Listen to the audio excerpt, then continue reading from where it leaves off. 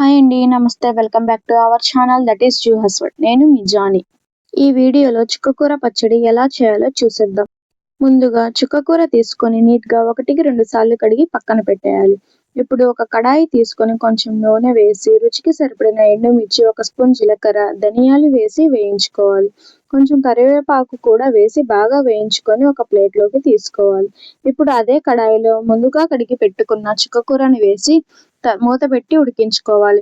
చుక్కకూరని గరిటెతో మెత్తగా చేస్తూ ఉడికించి స్టవ్ ఆఫ్ చేయాలి. ఇప్పుడు ముందుగా వేయించుకున్న ఎండుమిర్చి, జీలకర్ర, ధనియాలు, కరివేపాకు, కొంచెం ఉప్పు అండ్ చిన్నుల్లి వేసి మెత్తగా గ్రైండ్ చేయాలి. గ్రైండ్ చేసిన మిశ్రమాన్ని చుక్కకూరలో కలిపి వేయాలి. ఇప్పుడు పోపు కోసం ఒక కడాయిలో కొంచెం నూనె వేసి నూనె వేడెక్కిన తర్వాత 2 ఎండుమిర్చి, పోపు దినుసులు, కరివేపాకు వేసి వేయించుకోవాలి.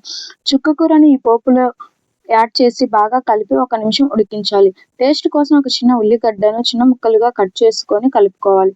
అంతే, ఎంతో రుచికరమైన చుక్కకూర పచ్చడి రెడీ. మీరు కూడా ట్రై చేయండి. Bye friends.